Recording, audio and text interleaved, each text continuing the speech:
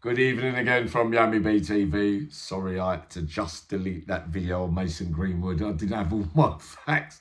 You know what I'm like, I don't research, I don't, I was just basically doing it as a professional footballer, but there was other elements that I've missed out, so I can redo it, but with a slight few adjustments, if you get what I mean. So sorry about that one.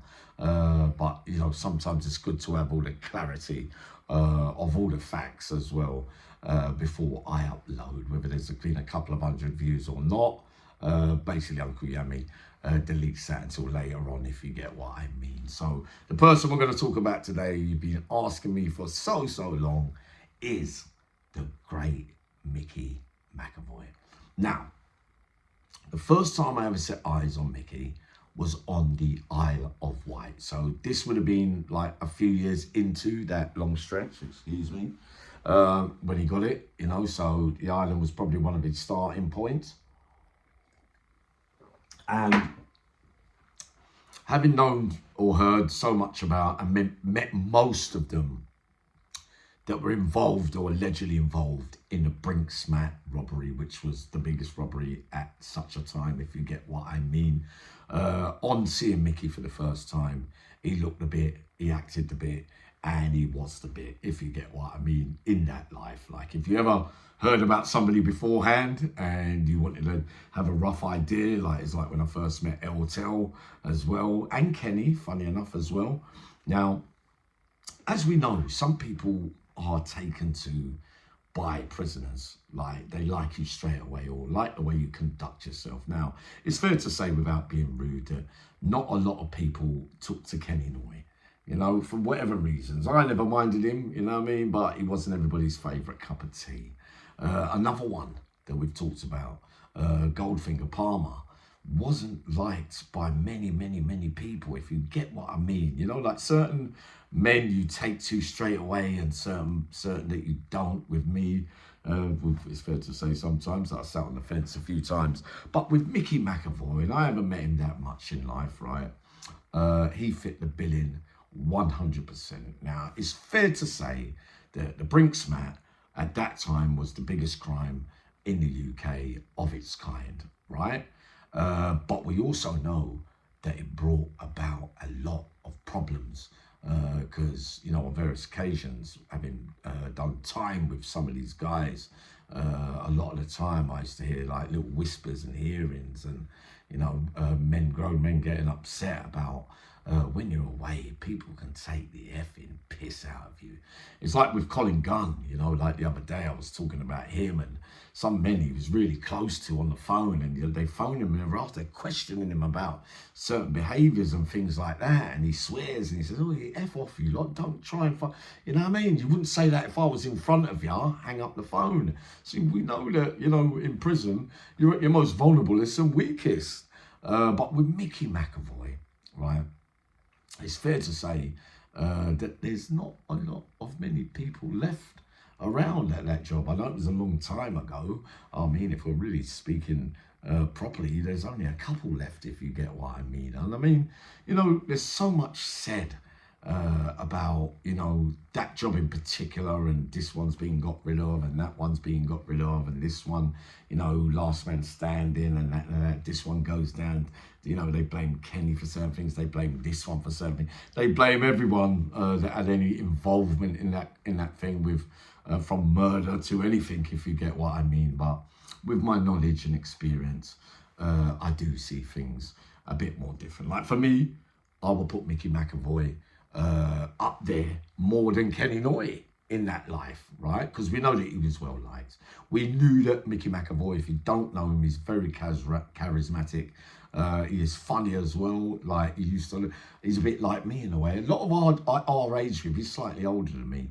But he used to like a lot of British lovers rock. You remember the old days, the 70s and 80s on the Isle of Wight. He always used to tell people, turn that up. I like that song. And he used to do his little dancing and all that kind of stuff. He's very, what it says on the jar lid with Micky McAvoy. And if you listen to Freddie Foreman, the way he talks about money and, that we're not in it for notoriety with violence and who's the artist and all that.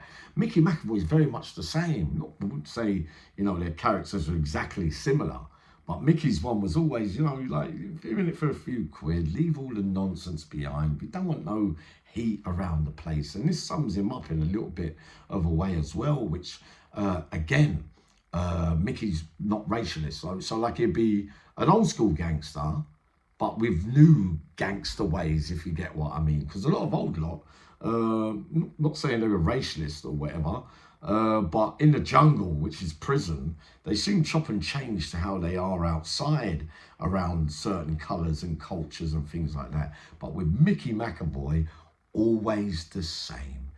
Mixed with all sorts outside and mixed with all sorts inside as well. And if this is facts as well, and those of coloured nature, black nature, whatever, if you ever met him, because you know there's always a lot of wars going around with certain cultures and various fights going on that can mess up a whole thing for one day in prison. We've gone through this on other videos as well. But if you didn't know this already, he was one of the greatest mediators of all time. One second. Now, who's this banging on the door? Golden Benny.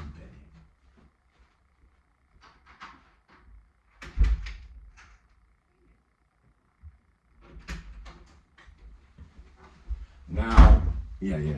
No, someone's just turned them up. I'm actually in there. I'm actually in their house. So yeah. So Micky McAvoy, like when all that trouble used to start, and there's various names that will verify this as well. They always used to call him. You'd always see him on the yard in the middle between this colour and that colour, or both colours, if you know what I mean. And they would listen to him. Fights would stop.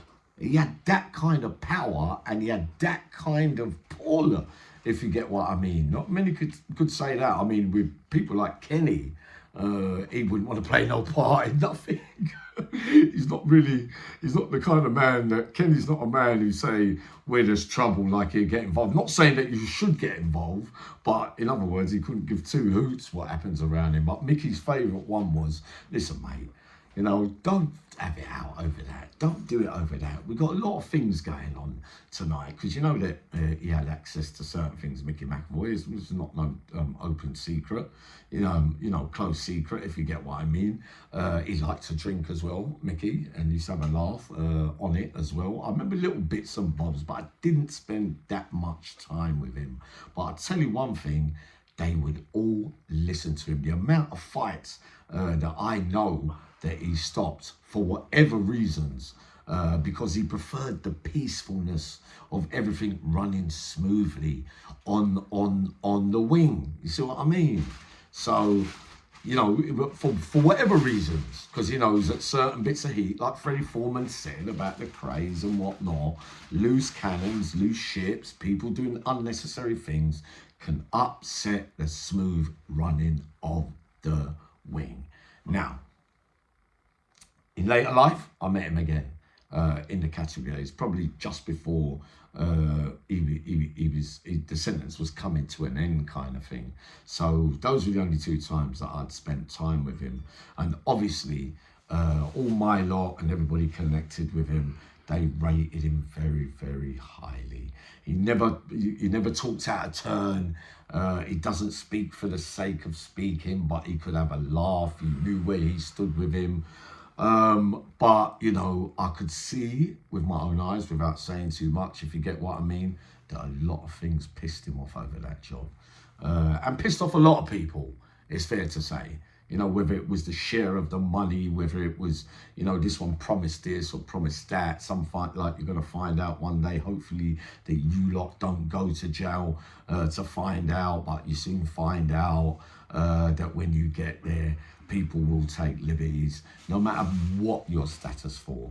Because when you've got a long sentence going on, they seem to think that it's never going to finish at the time. Well, that's in 15 years' time. I'll face that when that comes. But again, we find out again and again and again that every single big job that ever happened throughout history has ended up badly for all that was involved and all concerned with. But as a person, Uncle Yammy, in the cold light of day, I have to say that I put Micky McAvoy in that life, you know, living a straight life now. But for me, I put him at the top of the tree for fairness, for loyalty, for honesty, you know, for every single big name under the sun that we talk to. Anytime his name's mentioned in anything, you just know that they're always going to say the same thing, is that he was proper and that he flew straight, if many didn't, if you get what I mean. But Uncle Yami saw, you know, with his own eyes, there was some things that in his mind he just wished that he never met certain people, because he found out in the end, like many of us do, that they're all a bunch of slags when you're not there, if you get what I mean. So, yep. I had those little moments with him. But all in all, you know, I don't know where he is now. I think he might be living out of the country somewhere. But we're going to meet maybe someone very close to him soon, and we're going to sit around a table and we're going to have a good talk, if you get what I mean. But the truth was, in my humble opinion, that I put Micky McAvoy at the very, very top of carrying himself proper. And it is what it says on the jar lid. And those that say to me that, oh no, but he couldn't have a row, he couldn't do this. No, you've got that wrong as well. Some of you know, some of you don't. But he didn't need nobody to do anything for him, if you get what I mean. He's not one of them. He's like Tony, he's like some of the ones I've mentioned. They don't put hits out on people for the fun of it. Remember the story, remember the great Sylvan, if we can call him that, the one that used to get convicted of rape all the time and come on normal location, and that he was one of the first in London. What was the other geezer's name? Not Tommy Mullins.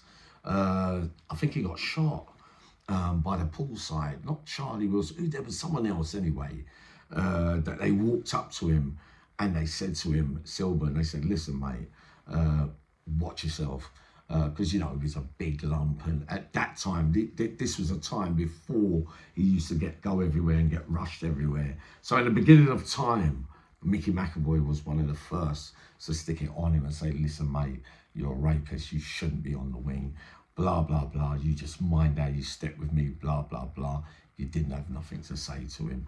Like many, many men didn't, if you get what I mean. So that's my part one of Micky McAvoy. That's what I think about him. And Uncle Yami says that he liked him very, very much. But coming up very shortly, Spencer O'Shaughnessy, sending loads of love.